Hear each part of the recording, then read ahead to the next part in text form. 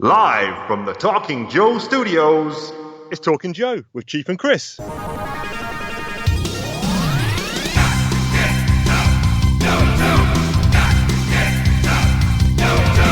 Hey, hey, it's me, the Chief.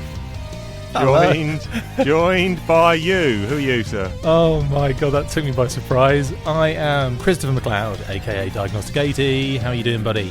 Not bad. I like to give a pause and then just jump in when no one's expecting it, least of all you. It's always a slightly different sign-in as well. Yeah. I'm good. A couple of things I've been up to this week in this future of us in the current present. Oh, the future past present. Yeah, the future past present. Yeah, got to go back in time. Chief of future past. I love board gaming, and as my friends will tell you, I just buy way too many games that we never get to take to the table. And I've done it again. I went to the Tabletop Gaming Live last weekend, which was a board gaming convention in Alexandra Palace in London. Sorry. And yes, and I saw on display this game called Wild West Exodus, which is a tabletop skirmish game. They should have called it Wild Wexodus, shouldn't they? Possibly, yes. Maybe that's where they fell down. I will tweet them up and tell them that. And I saw this being demoed, and it looked good. They had like the 3 foot by 3 foot square board with all these lovely, lavish figures painted and scenery, etc. Now, I have kind of stayed away from the skirmish gaming, as in when I say skirmish game, what I mean is figures with tape measures and measuring for movement and distance for firing and stuff. So kind of Warhammer 40k. I've never really got involved in that because I found it quite fiddly to having to be measured for distance. And when I see it demoed, I see people moving stuff and they're not really too bothered about moving it exactly to the right quarter inch, and then that kind of measures for range. I like to be exact when I'm playing games. You better do it right or don't do it at all.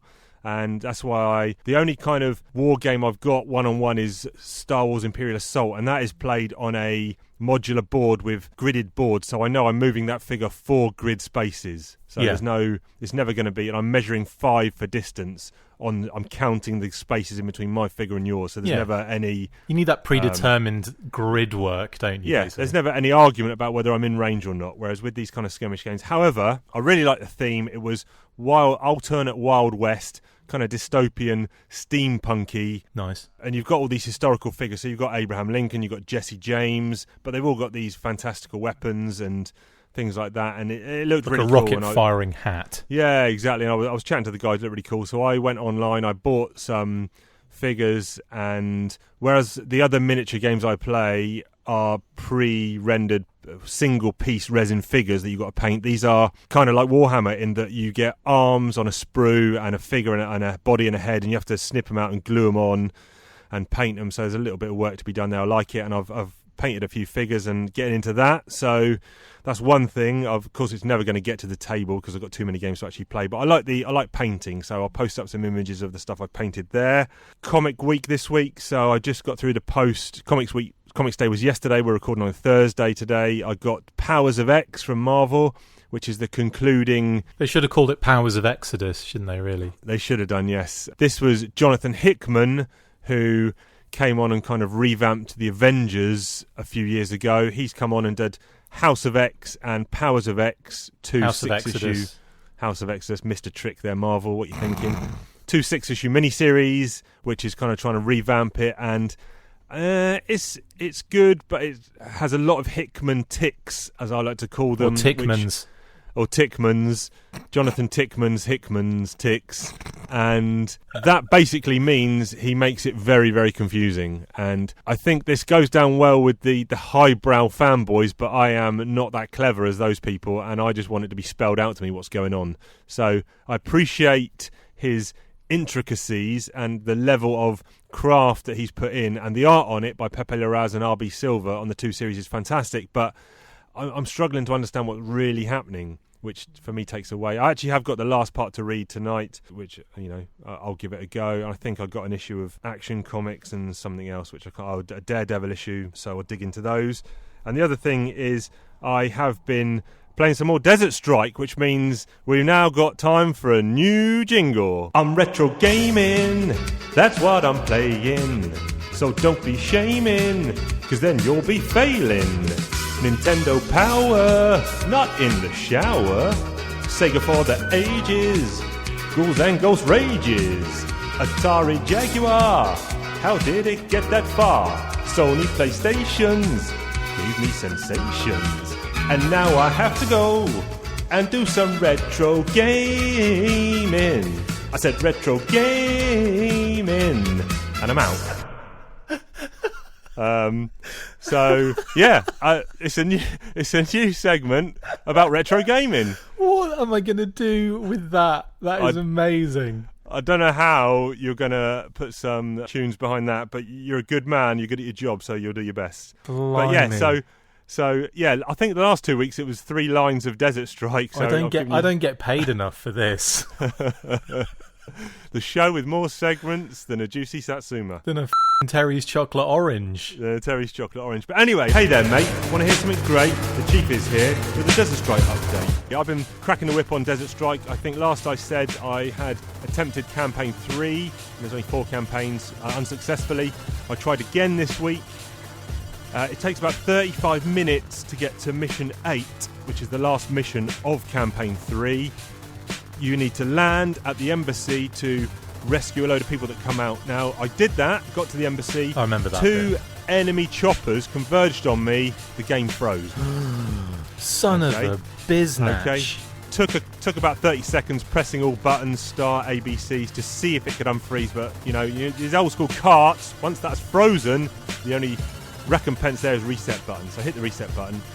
Took a deep breath, did it again, and I thought, that's a one-off surely. Got to that same bit, landed my helicopter, 2 enemy helicopters merged on me, game froze. Oh no! So at this point, I'm in the loft, I have a toolkit next to me, I opened up the toolkit, pulled out the hammer, pulled out the Desert Strike cart, raised the hammer over my head as if I was Thor and this was Mjolnir, and I'm about to smite this cart with all my power of the gods of Asgard, but I stayed my hand, took a breath, put it back in the box, went downstairs, had half an hour's rest. That's really suspenseful. Came back up, tried again, and I thought, right, the exact same thing happened the 2 times it froze. As I went to land, 2 helicopters came on the screen. I think there was too much spritage. Yeah. There were too many pixels moving on the screen.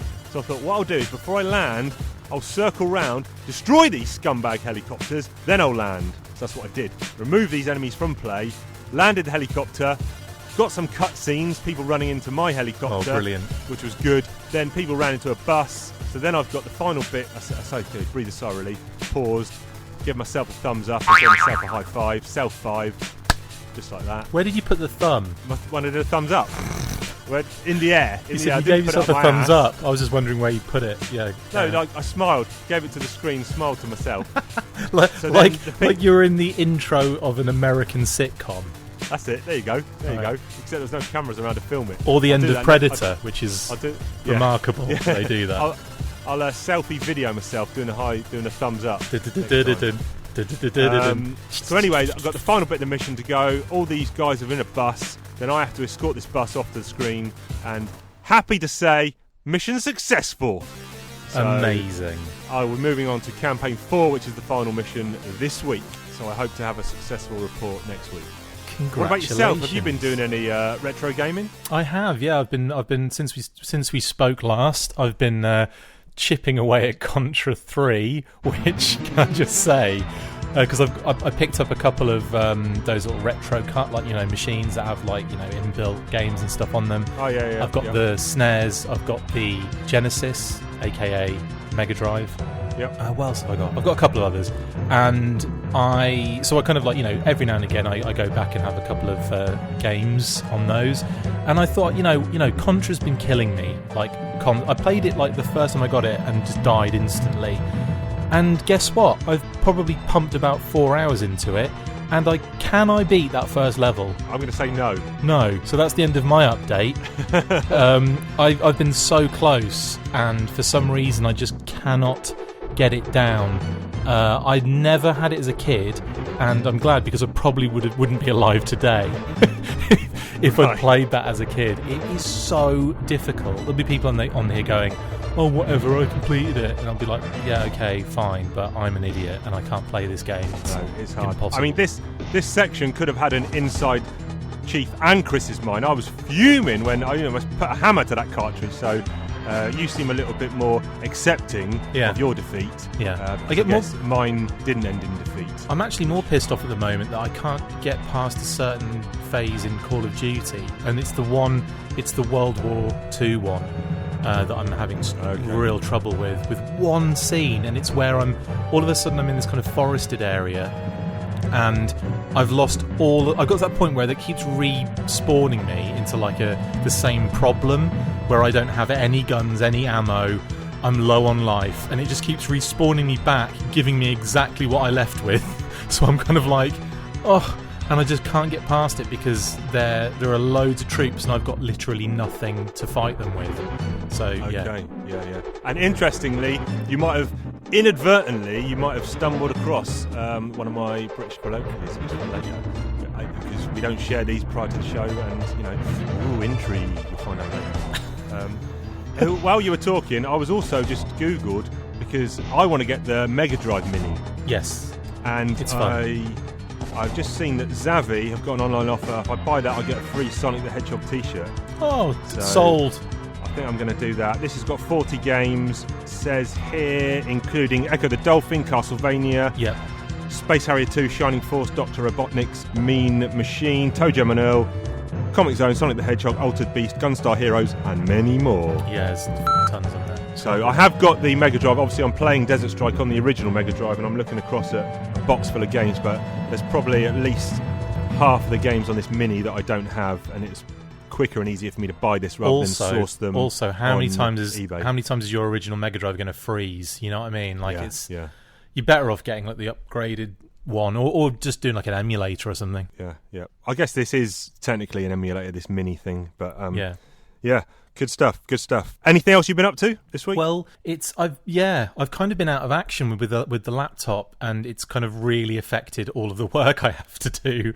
And I had an overheating issue with it since day one, where the fans come on and it sounds like it's going to take off. Seriously, it's so loud.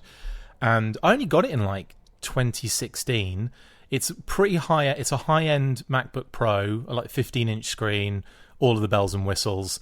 And I think like about 2 weeks later, they revealed the new MacBook Pro. I was so gutted.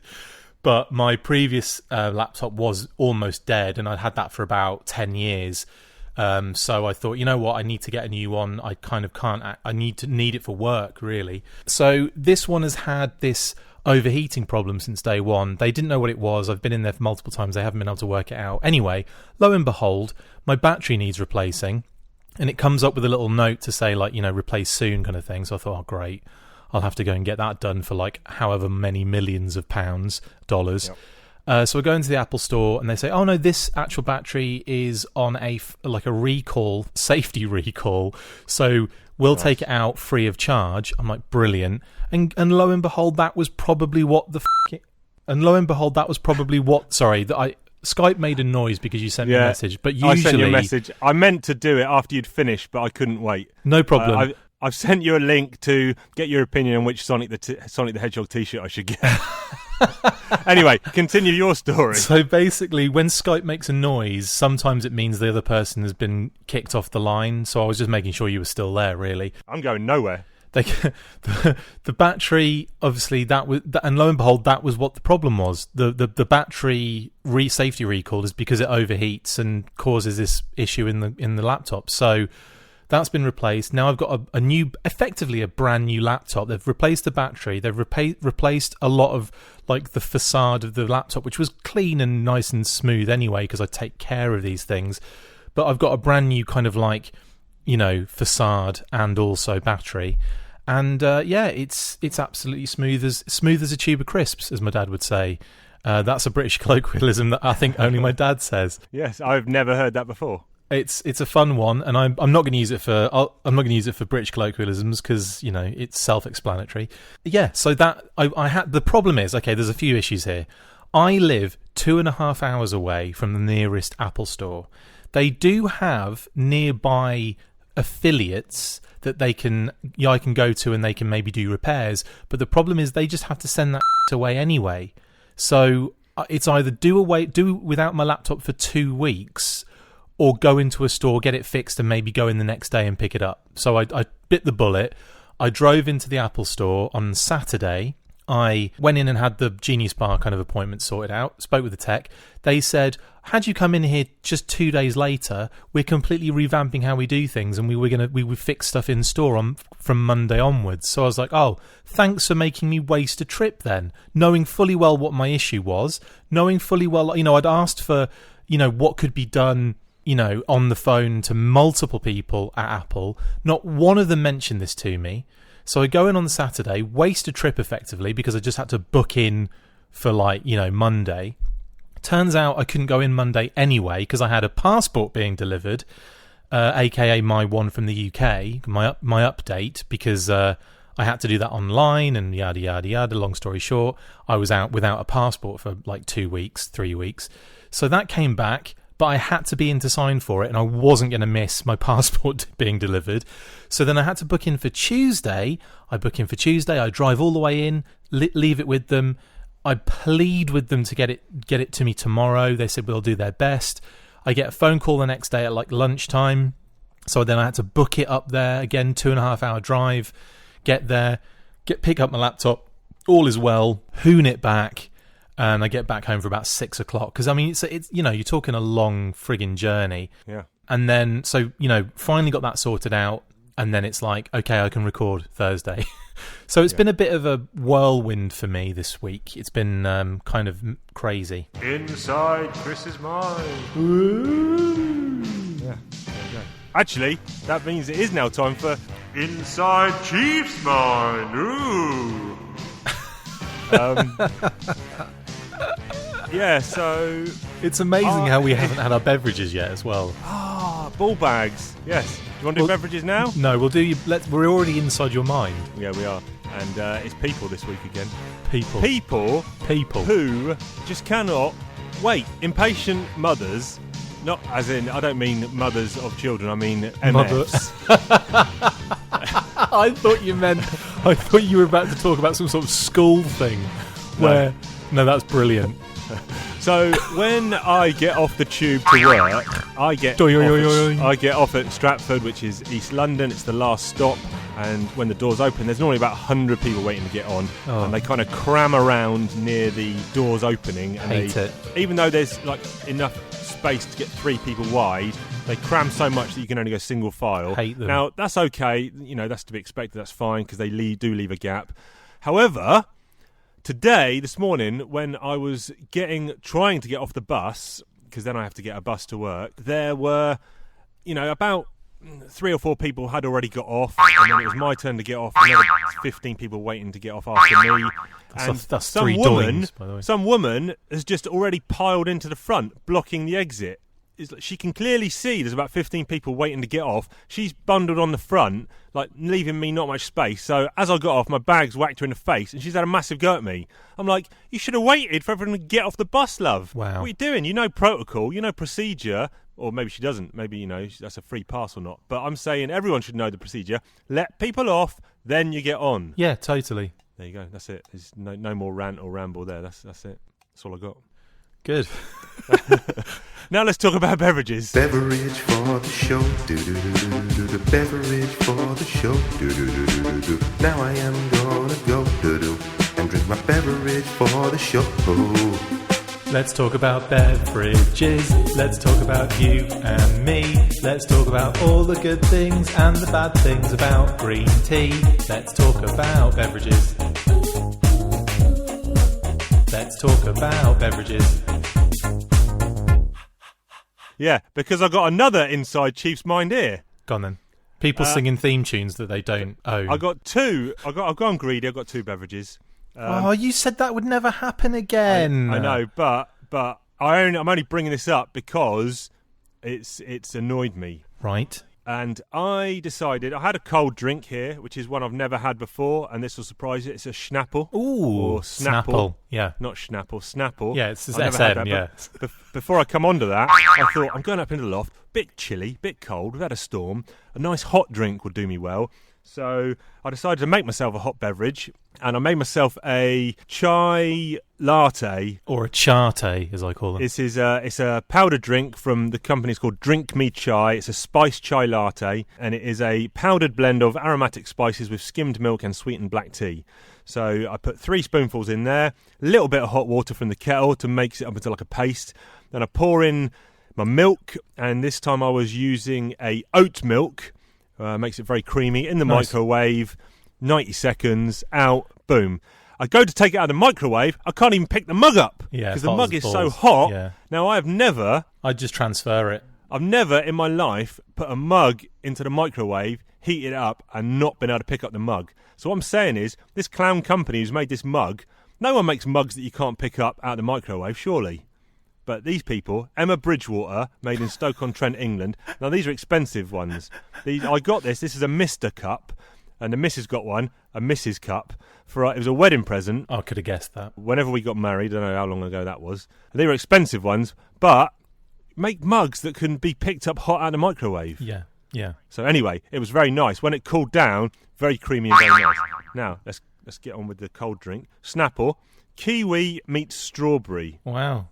Strawberry, kiwiberry. It's allowed in the house because it's a glass bottle, not plastic. Classic. It's strangely 473 mils. Ooh. So I guess this, if you put that into Google, that's probably going to come out as a American-sized ounces volume. Maybe. You know what I mean? Like a standardised. Let's have a go. The smell was lovely, and the taste does not match the smell. Oh, that's a shame. The strawberry hints are nice. I'm getting a little bit of kiwi, but it's kind of got a nasty, furry aftertaste on my tongue. That's a shame. I'm disappointed. I'm going to drink it, obviously, but I'm disappointed. What about yourself? So, again, really poorly planned this whole situation. Considering I've been in Kansas City twice, I had the opportunity to buy drinks from multiple gas stations. I was going to say, is Kansas City known for having drink? Well, it's not where I live, which is the middle of nowhere. It's a big, thriving city. So considering I've been, and again, on the road where you go into multiple different gas stations, petrol stations, etc., which have huge arrays of drinks in about 50 fridges. Each one of these places has about 50 fridges. It's mental. And yeah, so I missed the boat big time on picking something up for this episode. Thankfully, I was advised by my wife, Kate, that, oh, by the way, there's a Perrier L'Orange flavoured carbonated mineral water in the fridge that was left here by her kind of unofficial nana, Nancy, a friend of the family who is basically a family member now. Yeah, she came to visit and she left it. So hi, Nancy. She's not listening. And so she left this here. And so I thought, you know what? I've never had this. Let's give it a shot. There's your opening. It's in one of those like thin, small. It's like one of those really tiny cans, but really tall. So it's tall and thin. This is like 2 gulps for you, probably. Here we go. Probably. Finished already. Yeah, that's what she said. That's hideous. That's hideous. It's basically, it's carbonated. It's like carbonated water. It's like fizzy water with a hint. Like the slightest hint that there was an orange death in there 300 years ago. They placed an orange near it. If I'm describing the taste, it's orange as if death. It's as if I've just tasted what a ghost would taste if it drank an orange drink. Okay, ghost drink. Yeah, nice. I've just noticed on the inside of my lid. There's like no sweetness. It says, real fact, number 444, the Statue of Liberty wears a size 879 sandal. Get all the real facts at snapple.com. Yeah, they do some amazing snapple.eu. It's like QI, the Snapple interior. Great show, yeah. Yeah, right. We've had beverages. Neither of us were actually satisfied there. So, most disappointing. Let's aim to do better next week. Done. Now, I think we're approaching time to talk about G.I. Joe comics. Comic talk, oh, comic talk. Larry Hama writes them, Chief and Chris discuss them, whoa. Comic talk, oh, comic talk. Larry Hama writes them, Chief and Chris discuss them. Whoa. So we have got issues 132, 133 and 134. This is a standalone-ish story for us to be able to rank. It comes after the Cobra assault on the pit, which Cobra Commander's ultimate aim was simply to VHS record his attack and then sell it to people about his super radar busting systems. Very strange. And now we've got the G.I. Joe Retaliation, not the movie, which consists of a strange team, Roadblock, Lady J, Duke and Snake Eyes, and they are going to Cobra Island to extract revenge, although we never really know what their actual plan is, I don't think. We'll come on to that in a minute. Let's talk about the covers first of all. 132, we have got Snake Eyes wielding his sword, and looks like we don't know who this is yet on the front cover bad guy. It looks like Terminator. Some sort of Terminator. Now, don't take this the wrong way, but you are a Terminator, right? Yes. Sabadan Systems Model 101. And then you've got Roadblock and Lady J in the background. Snake Eyes Unbound. It's all right, I guess. Yeah, it's cool. It's quite dynamic. This is one that would catch your eye on the shelf, you know. Yeah, definitely. 133. This is again quite a dynamic cover. It's just full frontal, Oi. frontal nudity, full frontal of Snake Eyes leaping towards us, and yeah. In fact, I'm looking here. You know, have you got any little bottom left icons, or are they blanked out white? Okay, bear with me 2 seconds. I have to pick my phone up because I had to put it on charge because I wasn't prepared, and my dog is laying on my lap, and I don't want to disturb him too much. Hang on. Okay. Get to the chopper. I've got it in my hand. Wait. Excellent. Hang on. I'm nearly there. When did you let Arnie in? What is this? Google Maps has used your location 2 times in the background over the past 3 days. Do you want to continue to allow background location use? Yeah, I don't care. Hell. Do it, man. I know you get an upgrade on your phone, you know, like the new operating system, and you just have to redo everything. Yeah. Okay, so love the it. question was, do I have anything in the bottom lefty? I've got a Duke sketch, yeah. Okay, yeah, cool. Because on the previous one, I had a Spider-Man 30th anniversary, and I think that little Duke sketch is new. Yeah, it is, because the other one, on the IDW app, they usually have just a white box there, because it's they usually the blank it out. barcode or something. Yep. So, yeah, they didn't have anything on the last one, and they do have a Duke sketch on this one. Yeah, and on the next one, I've got X-Men 30 years.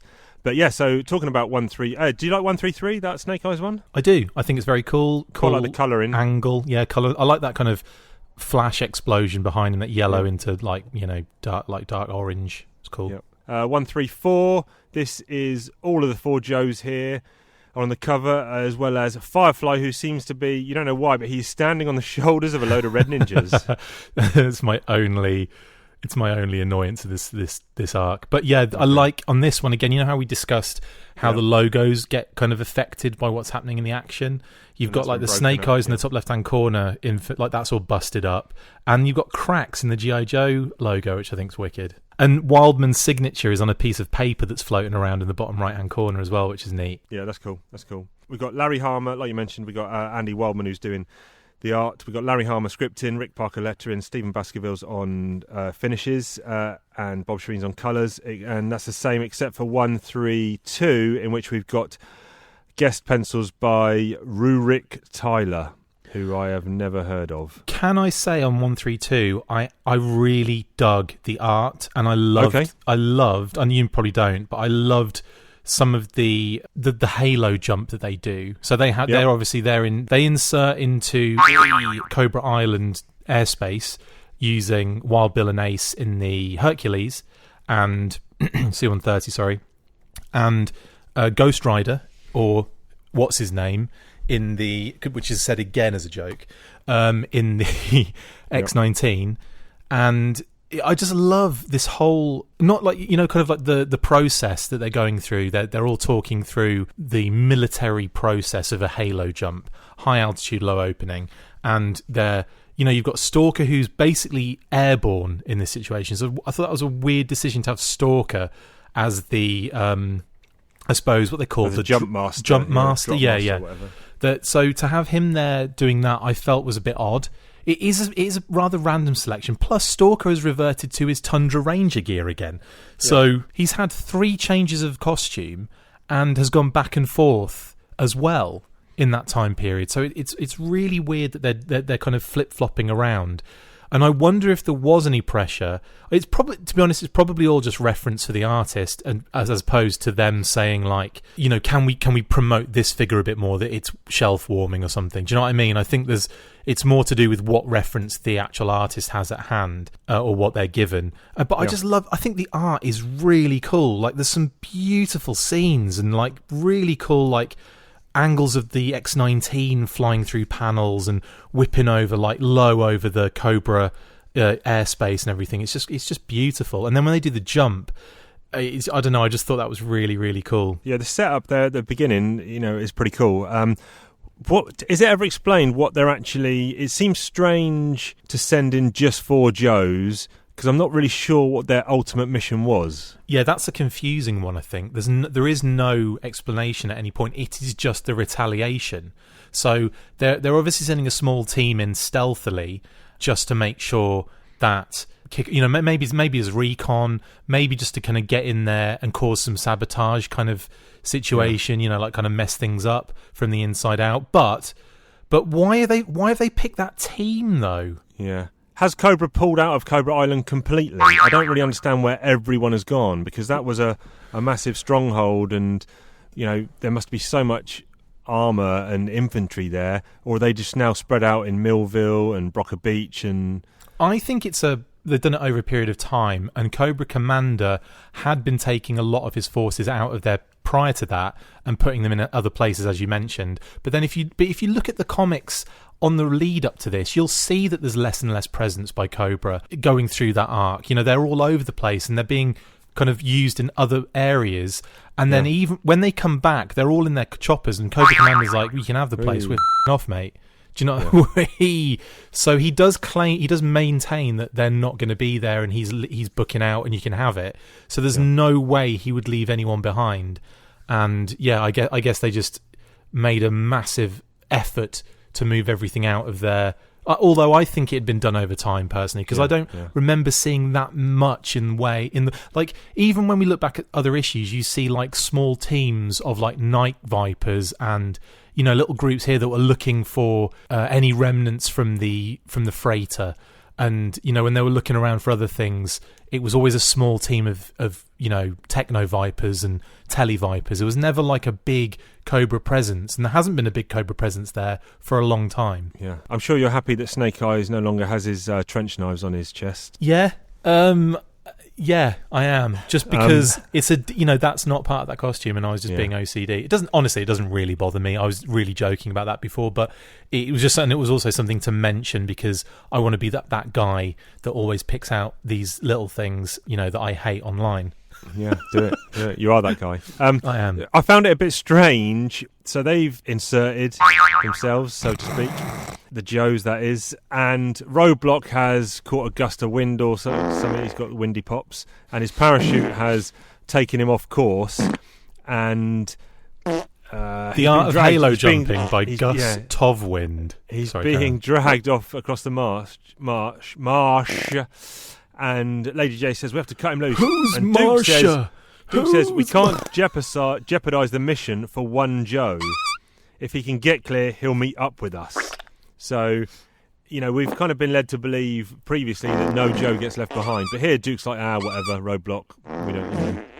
It felt a little bit like Duke wouldn't be saying that. He'd be saying, right, cool, we've got to get him back on board. But felt like he's just cutting him loose a bit too easily. No, I agree with that, because if they're going in like on a stealth mission, like if they lose a man or woman in that situation and they get caught, whatever, their cover's blown.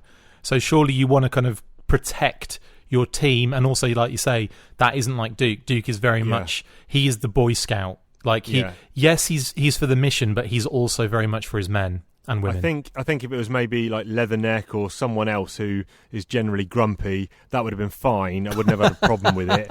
And also Roadblock, that's a plot point. Roadblock needs to be out of the picture so he can come back and save him later. That's part of the story point. Yeah. But we also get a good look here at the Terminators, who they actually ID the Joe.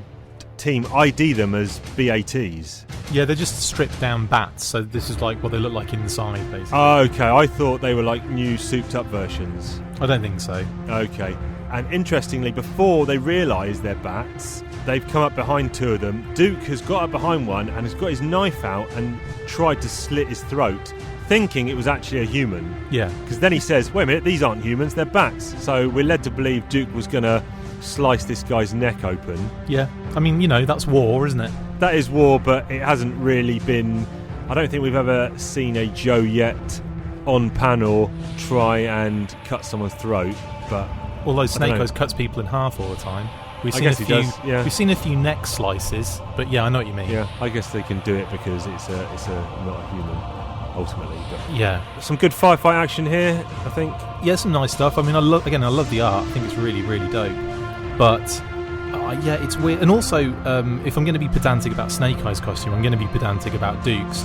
This version of him as the figure is actually short sleeve, so it's weird that they've kind of... And also, the deco is slightly lighter, so the color, in terms of colour, it's quite weird. It's almost like a completely different version of Duke than one that exists, really. Yeah, and okay, while the Joes are fighting out with these BATs, we see a bit of Firefly, and he kind of suggests, or he tells us that the island is now deserted, and Firefly owns it, so to speak, with his band of brainwave scanned zombified red ninjas and slice and dice. And there's a bit where he's painted over the Cobra logo with the word Firefly. They must have like a funny. They seem to have like a constant supply of spray paint, don't they? Yeah, they love it. And red ninjas apparently, but and bats. And bats, yeah. Yeah. So yeah, the Joes are making their, and they know that the Joes are there obviously because they're getting intel back from the bats that it's the Joes coming, and Firefly decides to kind of hide and wait till they get there. And then when the Joes do get to, where is it they get to? Like the old HQ, I guess. Cobra headquarters, yeah. Cobra headquarters. Again, I'm not sure on motives here. Snake Eyes goes off alone to do some recon while the others, stay back 100 yards or so, and the signal's going to be a long burst on the Uzi if he's in trouble.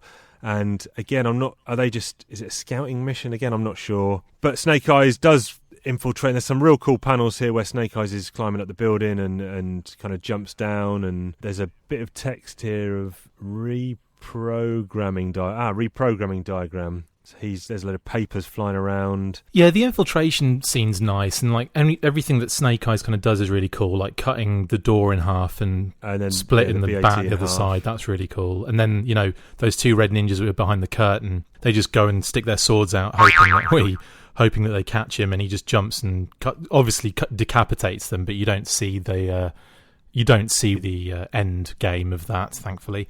Yeah. And then you kind of move through, and Firefly, the red ninjas, and Snake Eyes end up all meeting, converging. He's trying to keep Slice and Dice quiet.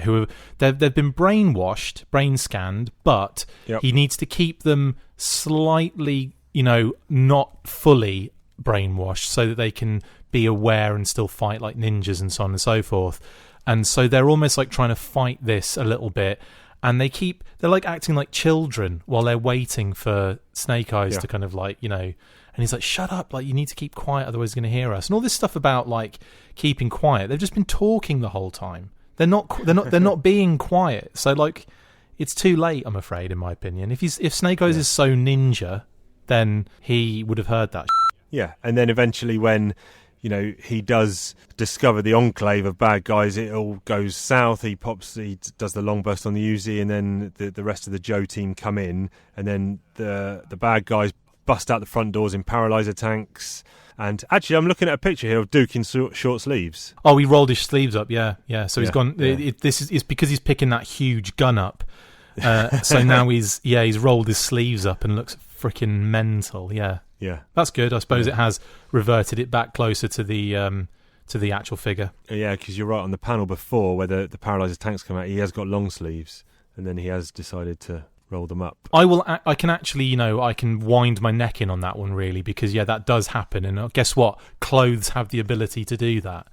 So that's totally fine. Here's a bit that we will talk about. You mentioned it briefly at the beginning, as opposed to all the stuff we haven't talked about. You're going to say the Scorpion, aren't you? Form up the Scorpion, assemble the body, raise the tail, and Firefly himself will be the stinger. And that's Firefly talking. So Voltron. Third person. Does he think they're Devastator or something? My favourite bit is on the last page of this issue. The Scorpion was a secret battle tactic of your Arashikage ninja clan, Snake Eyes. It is unbeatable. It says it is an unbeatable form, impervious to counterattacks, and totally unstoppable. What about if someone just knocks out some of the red ninjas at the bottom of the Scorpion? Which is exactly what he does, yeah. Yeah. So he's misread the situation there, Firefly. I do like as well, there's one point where Firefly and Snake Eyes are going to go head to head, and Firefly's really confident that he can take him, which is weird because in the past he hasn't been. All of a sudden he's really confident now that he can take him. So they go he thinks he's got a more like a better mind when it comes to strategy and tactics and stuff, which is weird because what difference does that make when you're one-on-one with swords? I don't really get it. Yeah, exactly. Snake Eyes drops his sword and thugs it into the ground, chungs it into the floor, and then starts doing the Arashikage mindset. And Firefly's like, that's not going to work on me, mate. And he, if you forgot I'm a ninja master, he says he's not, because the other thing is Firefly's turned all the cameras onto them so that everyone can witness Snake Eyes' demise, which was so dumb. So Snake Eyes does that. He does the Arashikage mindset, and it affects all the people watching, which is Slice, Dice, the Red Ninjas, and they're all free. They don't want to help Firefly anymore, and so they just say, whatever. And the Joes don't have a battle on their hands anymore. And Snake Eyes easily defeats Firefly. There was a surprise. Yeah. I've turned a page and I've got an advert here for a VHS tape, which can mean only one thing. It's time for Comic Ad Talk within Comic Talk. Comic talk, oh, comic talk. Stop. Rewind, selector. It's Comic Talk, but not as you know it. I'm asking Chris questions, let's hope he don't blow it. I found some ads in this comic I'm reading. Chris's brain is working overtime, I think you hear it bleeding. NFL and NBA trading cards. He's digging up answers like bodies in graveyards, cereal, candy and video games. His knowledge is good. Is it as good as he claims? Can he name the X-Men or even the Avengers? Landing answers like, right, hope might need some dentures. If you don't like this segment, you best take a walk, because it's Comic Ad Talk within Comic Talk. Right, so this is a advert. Nothing stops Marvel's X-Men. You'll want to own the first in their action-packed video series, Night of the Sentinels. Suggested retail price $12.95. So I have got 1, 2, 3, 4, 5, 6, 7. Actually, we did an X-Men one last week, and I think you've got them all except Dazzler. Correct. So here I have 7 X-Men on this advert who are advertising Night of the Sentinels. Yars. So can you name the 7? Well, I'm just going to go for the normals to start with. Wolverine. Check. Storm. Ding. Cyclops. Correct. Nightcrawler. Incorrect. Colossus. Incorrect. Kitty. Incorrect. Gambit. Correct. Rogue. Yes. Okay. Morph. Morph? You know, the guy that... Yeah, I know. Well, isn't he in the first kind of few-ish episodes? Morph? I don't think so. Yeah, Came because later, didn't he? No, because he ends up getting left behind at the Who beginning. are you thinking Morph is? Well, he gets left. Googling. He gets left at the beginning. They leave him behind, and then they all leave, and then he comes back later in the show, and he wasn't dead and all that kind of stuff. Do you not remember the cartoon? I never watched it. Well, that's probably why you don't know who Morph is then. No, I know. I think when you said it, I was like, yeah, Morph. He's a guy. He can morph into different people. Yeah. Yeah. He's got a white face. He wears a cape. Yeah, his first appearance was his first appearance in the cartoon was that first episode. Oh, here you go. First appearance, X-Men, the animated series, Night of the Sentinels. Yeah. All right, I take back my scorn. But he's not of in you there. for making that decision, that guess, but no, he's not in there. Okay, so it's just it's Professor X then. Professor X, yes, and one more. You named this character last week, and it was an incorrect choice. Oh God, I'm just trying to think of the animated series now. How basic the basic team. Wolverine, Gambit, Rogue, Jean. No, but it is a female. Jubilee. Yes. How is Jean not on any X-Men ads? It's mental. Yeah, she is. Actually, she's not, is she? Okay, cool. I'm going to give you one more. This is Bullpen Bulletins, and I'm going to pick out some random Marvel comics that were on sale this week in 1992, the month of March 1993 even. March 1993. There was one title on sale this week that began with the letter A. Amazing Spider-Man? No. Avengers? Yes, issue 360, the Avengers are seeing double vision as another of their members is replaced by an imposter. Foil cover, double-sized 30th anniversary excitement. There's one comic that starts with an I. Invincible... No, Iron Man. No. Oh, I. Yeah, well, you might say H. It's IH. Oh, Incredible Hulk. Incredible Hulk, issue 403. The Avengers want to take down the Red Skull, but the Hulk has a few bones to pick. Exclamation mark. Shouldn't it be pick with him or them? He just has a few bones to pick, that's all. With new art team, Gary Frank and Cam Smith. Let's pick out a P. One Marvel title this week that starts with the letter P. It doesn't have this word in front of it, but it might help you guess it if I said it. If you said have the in front of it. The P. Oh my god, I have no idea what that could be. He featured in a video game when I questioned you on this about 3 or 4 weeks ago. Oh my god, like I can remember 3 or 4 weeks ago. I'm going to give you a countdown in a minute. Just say it. Punisher.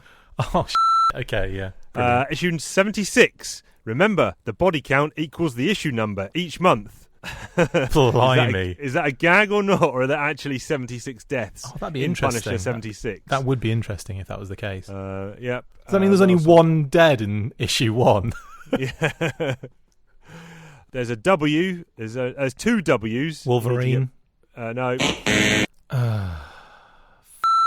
You're not going to get either of them. No, I'm not. Warlock and the Infinity Watch, issue 14. Warlock's in a coma and the UN seizes Monster Isle. And What If 47? Oh, yeah. What if Magneto took over the USA? Talk about your sales magnets. Oh, goodness. Yeah. I do have a lot of what if titles, but I never would have thought that. I was just thinking characters, one-track mind. Anyway, hopefully in the issues next week I can quiz Chris some more. Yeah, so going back to where we were, I think you were saying, yeah, Snake Eyes defeats Firefly. There's a funky bit here where it's almost like he invents Skype, because he's in his control room and he turns all the TVs into two-way monitors so that he wants to showcase his defeat of Snake Eyes to everyone who's the Joes, the Red Ninja, Slice Dice, everyone. He wants to just broadcast it to the world. So he turns it into a two-way monitor. So he's kind of invented Skype before it was a thing.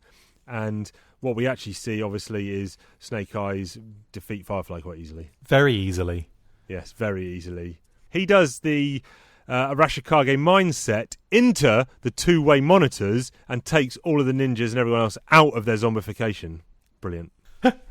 Brilliant. Yeah, and then it ends as in, kind of Larry Hama style, one page where Snake Eyes has left Firefly at the mercy of Slice and Dice, and then he turns off the TV set. Cute. I do quite like that. That's a really nice page at the end, I think, where he's walking up to them, walks past them, goes up to the screen and just click, and then it's over. I think that's a nice touch. But I agree with you on a lot of things about this arc. There's no point for them doing this. This is hardly retaliation. Cobra aren't even there anymore. They've gone in, just dropped 4 randoms in there to do what? What are they going to do? They struggle to do something against Firefly, Slice Dice, and a bunch of bats, and some Red Ninjas. What would they have done if the entire Cobra army had been there? They were found almost immediately. So what would they have done had more people been on the island at the time? It just seems like a really, in terms of a concept, an idea, it's a bit loose. But I must admit, I think some of the art's gorgeous. Some of the action's loads of fun. It was really fun to read. The writing's really good. I'm not talking about the plot, but I'm talking about like the actual back and forth, the actual dialogue I liked, enjoyed. You tweeted me prior to us recording. I said, yeah, I'm ready to go tonight. And you said, those 3 issues are awesome. Classic Joe. Now, has us talking about it changed that opinion? Or no, are you still saying... It's still classic Joe, isn't it? I'm not saying it, because a lot of the time, a lot of the stories we do enjoy from G.I. Joe are far-fetched as f***. Like, they're really ridiculous. I totally agree with you on a lot of those aspects. And I think what this issue does that some of the others haven't done previously for me is the art and the dialogue and the pace and all of that kind of stuff is enough to cover over some of those cracks. Where in some of the previous issues, even though there's beautiful art in there, the stories have been so weak that I've struggled to give them high marks. Now, it's been quite up and down for me the last couple of weeks, like last 6 or 7 weeks of stories. Some of them have been really good, and some of them I think have been real duds. But for this one, it's kind of in between that a little bit.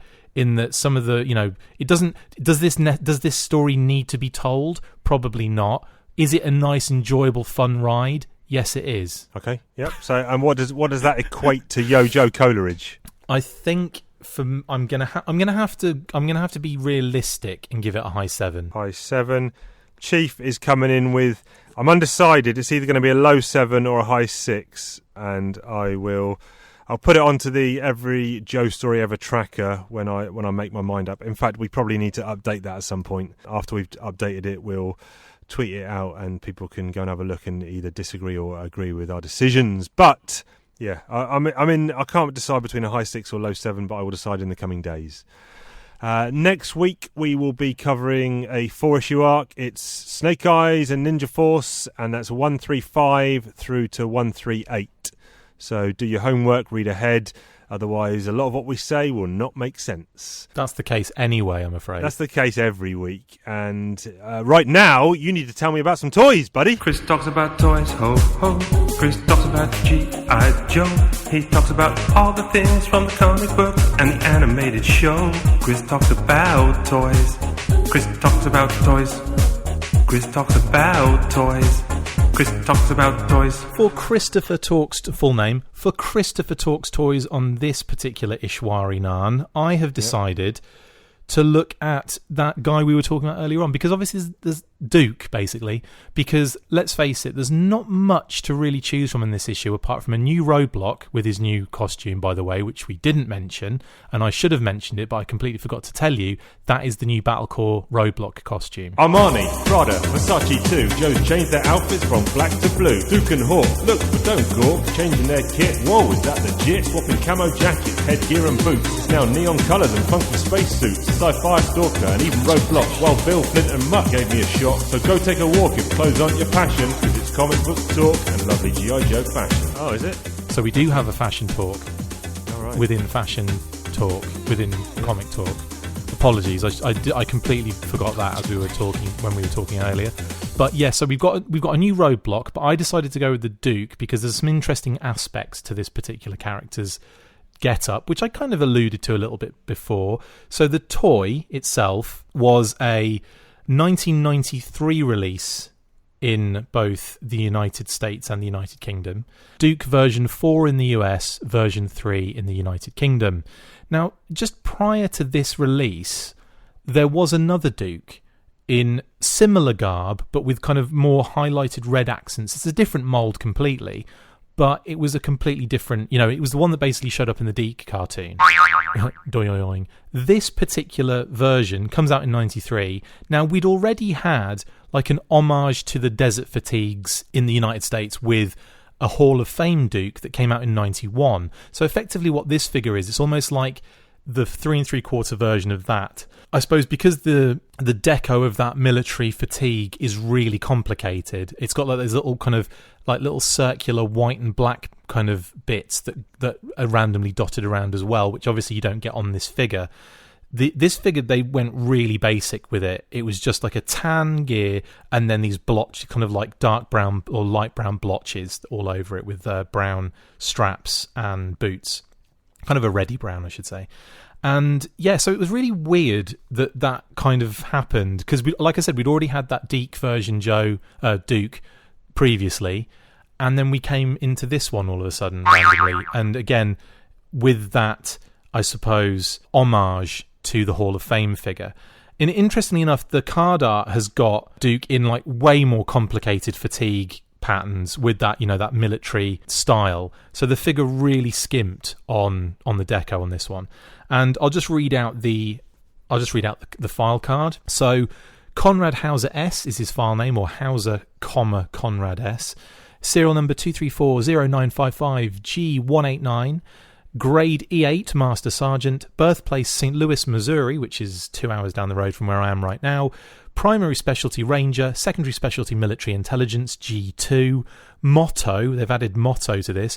A real G.I. Joe should be on the front line with his men, which is where you'll find me. I like that. Yeah, right, we won't find you there a lot of the time. A lot of the time you're not there. Duke, Pushing a pen, yeah. Exactly. Duke is a natural leader, and nobody knows that better than his men. He passed up an officer's commission because he wanted to stay where the action was on the front lines, not twiddling his thumbs back at some fancy officers' club or in Chief's attic. Instead of sitting around talking with a bunch of boring brass, he'd rather split some K rations with a platoon of grunts in a battlefield foxhole. He's a firm believer in discipline and the no pain, no gain work ethic. His men may complain from time to time about sore muscles, more muscles, but when the bullets start to fly, you can bet every one of them thanks Duke for the rigorous training he put them through. Then it basically lists all of the things on his person, on the card art, and they have like a little key with numbers on it, but I'm not going to read all that out. But it does say, and I will read this out, desert camouflage fatigues. So, you know, they're making a big deal out of that. And then when you look at the figure, they pretty much went, well, let's just do the bare minimum with it. Now, even having said that, I do like the figure. I think it's a cool, like, he's very much like a generic desert soldier in what he ends up looking like. So you could easily kind of army build this kind of figure. It doesn't have to be Duke. It could just be like a group of regular kind of soldiers. So that's always quite cool. He came with quite a few accessories. He came with a shotgun, submachine gun, a rifle. Well, they say it's a rifle. It's a very chubby rifle. A machete, the gold missile launcher that they started giving with everything, and obviously 2 missiles and a stand. The card art is brilliant.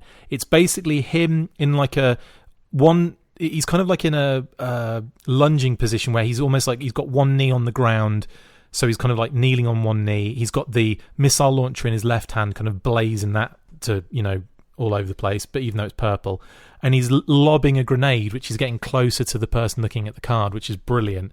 And it's on a battle core card, which is one of those kind of classic tall, like black background, and then it's got these blue lasers that come from the top left-hand corner and spread out across the card in the background. Really, really cool. So yeah, that is Duke, and obviously, like I said, he did have that Hall of Fame figure in 91, which is almost like this figure is almost the homage of that particular figure, and then that's the one that they've kind of used in the issues that we've just covered. So that's Duke, version 3 in the UK, version 4 in the United States. Good stuff, good stuff. With or without rolled up sleeves. With or without you. Yeah, good stuff. More toys next week, I hope. I'm sure you've got a back catalogue of stuff you want to get through. So much.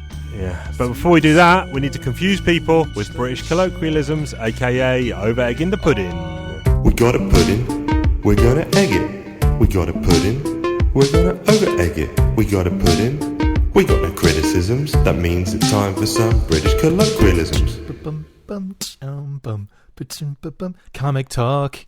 Hey, can't get away from it. Who's going first? I'm going to go first. Do it.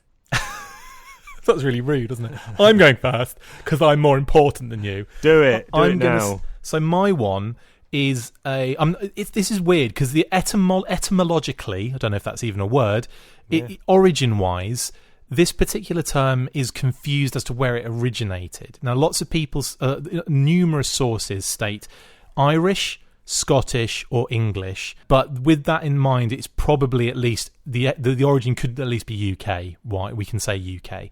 So with that in mind, and with what's happening outside, I messaged someone earlier on to say it is blowing a hoolie. Blowing a hoolie.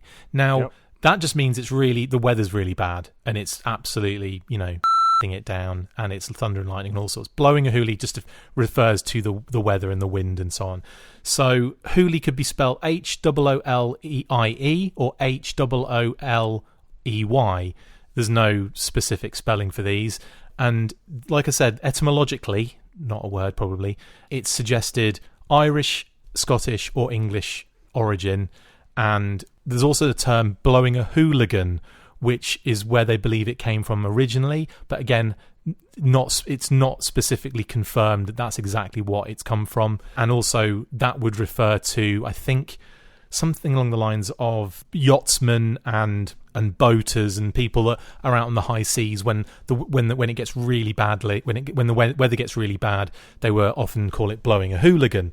So yeah, so the reason I'm bringing it up is because it seems to have been adopted by the Norfolk people, and blowing a hoolie when said in a Norfolk accent is something that I just remember vividly. So yeah, that is mine, blowing a hoolie. Blowing that hoolie. And it has been blowing a hoolie as well outside. I'm not sure it's come through, but it's been really, really stormy. Yeah, good one. My one I used today, we have a table tennis table in the office at work, and I spend most of my day on that. I don't think anyone from work listens to this podcast, so that's okay, I can say that. Good. I'm actually in a tournament at the moment at work. I'm waiting to play my last group game tomorrow, which will put me top of the group, and then they go into the knockout stages after that, and I will be playing T Dizzy in round 1 of the knockouts. But anyway, I was playing a little warm-up friendly match today against my buddy C Dubs, and he hit a shot, and I think it hit the net, crawled along the net, jumped over my side, hit the edge of the table, and then gave me no chance to actually return it. And I said, "You spawny bastard." Spawny. And spawny is my one. Now, I haven't used that. I don't know why I used that. I haven't used that in years, probably 25 years. But it just came to me, and I called him Spawny, and using it in reference to being fortunate, lucky, fortunate, or in the UK, as before I knew another use of the word, I would also use "you spunky bastard." Oh right, covered in spunk, yeah. But I didn't know what spunk was at the time, so liar. So Spawny is my one. Is that you were obviously you recognised that was something you used, Spawny? Oh yeah, that's one I heard growing up. Again, like there seems to be. I mean, I think a lot of. Sorry, can I just say I'm interrupting this comment. Patchzar, I'm not sure if you know Patchzar is, he makes all the patches for the Finest, which are the global cosplay group of G.I. Joes all over the world. Right.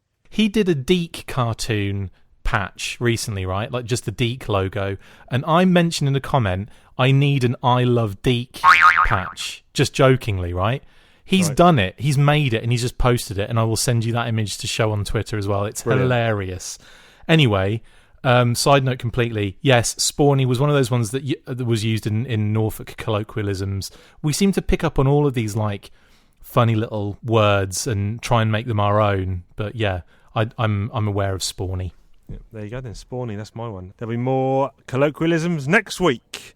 Now we're going to close the show, as always, with Chief Ask Chris a question. Chief Ask Chris a question. What'll he say? What'll he do when Chief Ask Chris a question? Kind of inaccurate, because we close the show telling you about all the good stuff, where to find us and all that for next week. So this is prelude to closing the show.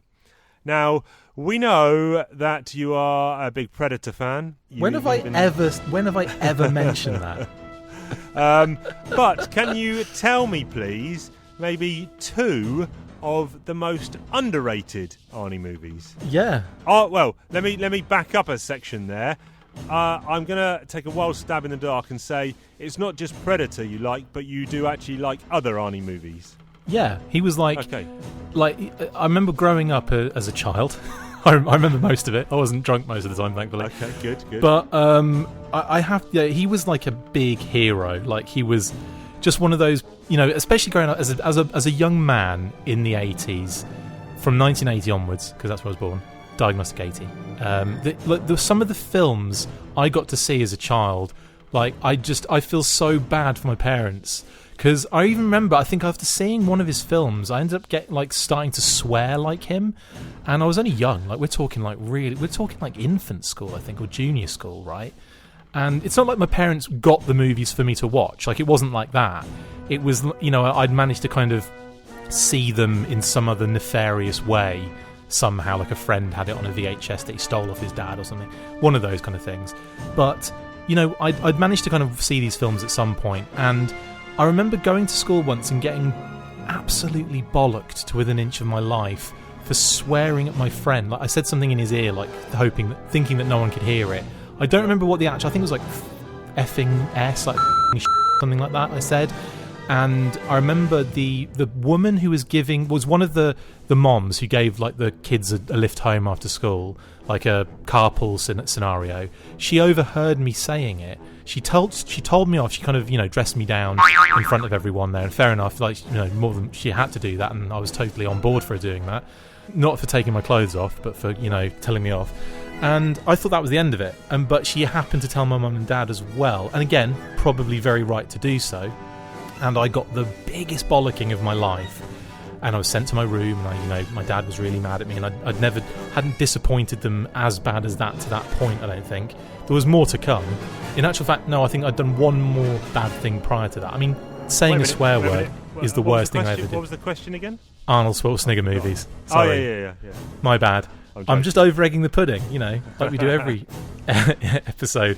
So anyway, big bollocking, but Arnie movies were like a staple, and some of them, my favourite ones, Commando was one of my all-time favourites. I absolutely loved that movie. And obviously when Predator came out, that was like a game changer. And I think some of the other ones, like Red Heat, was a big that was not underrated. It wasn't like as popular, I should say, mainly because it had this scene in it at the beginning where he basically plays a Russian cop who ends up going over to the US and chasing some dude down or whatever. But he goes into this bar at one point, and there's this guy sitting at the bar. He kind of basically knocks him off his chair, rips his false leg off, busts it open, and coke comes out of it. And I think he says cocainum or something along those lines.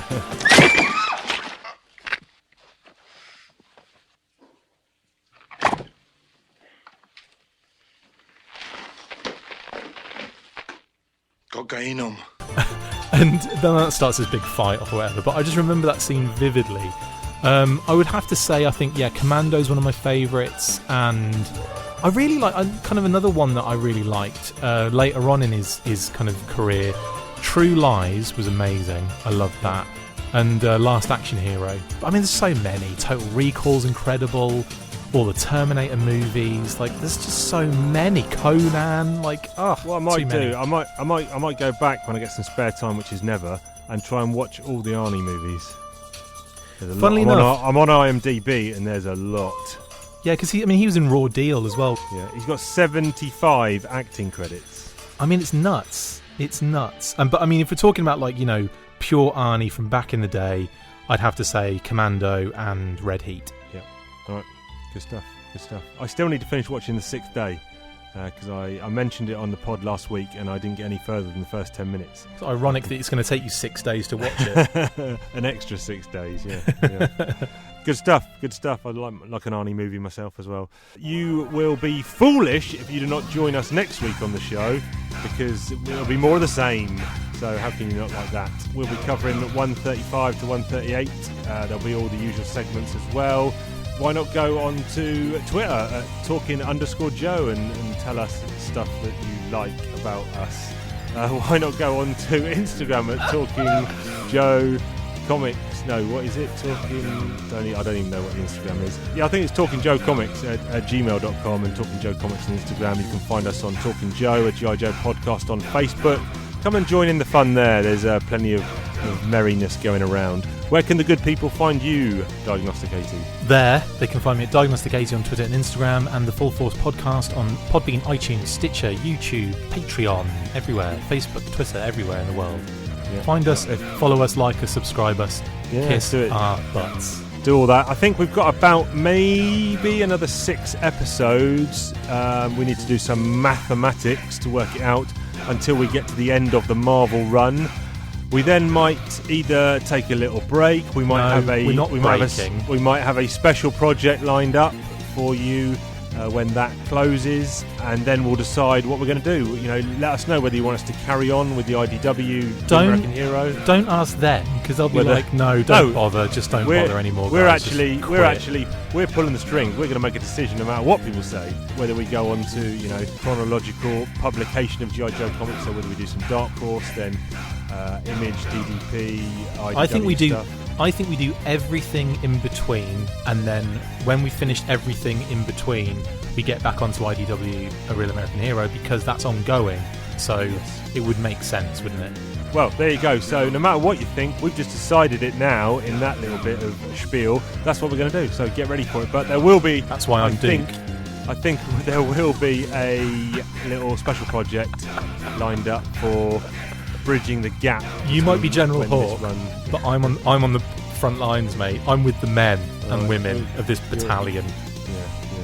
You're getting killed, and I'm sucking on a. Let me change that. I'm sipping on a brewski and eating a banoffee cake, and you're eating K rations on the front line.